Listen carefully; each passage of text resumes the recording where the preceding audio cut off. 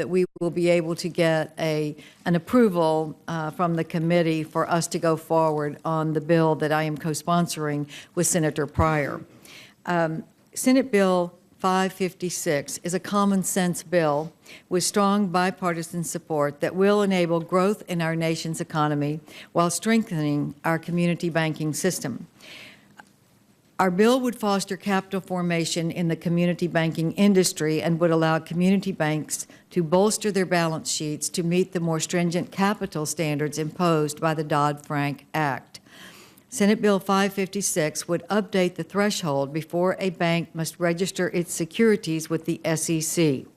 Under current law, any company with $10 million in assets and 500 shareholders is required to register its securities with the SEC.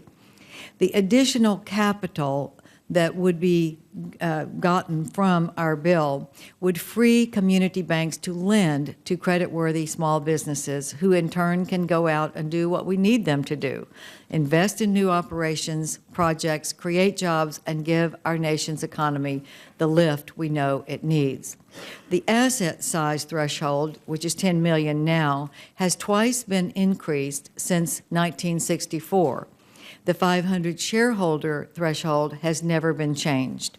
For banks that exceed the 500 shareholder threshold, the high cost of complying with SEC reporting requirements consumes capital resources that could otherwise be used for lending. Community banks tell me they could each save an average of $250,000 in costs to satisfy regulatory requirements if the shareholder threshold is raised to $2,000. Spread across the entire country, our bill would save community banks more than $80 million, which, when deployed as capital, could allow these banks to lend up to $800 million to America's small businesses. Community banks and small businesses are the backbone of our economy. With just 11% of the banking assets in America, community banks make up 40% of all loans to small businesses.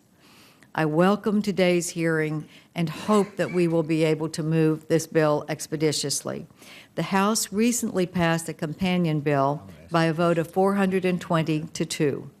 I'm confident that the Senate would pass it by about the same margins. I want to ask your consent to put 2 letters that are in support of our bill from the American Bankers Association, along with its members, the state associations, and the Independent Community Bankers of America. Without objection. Thank you, Mr. Chairman. Thank you, Senator Hutchison.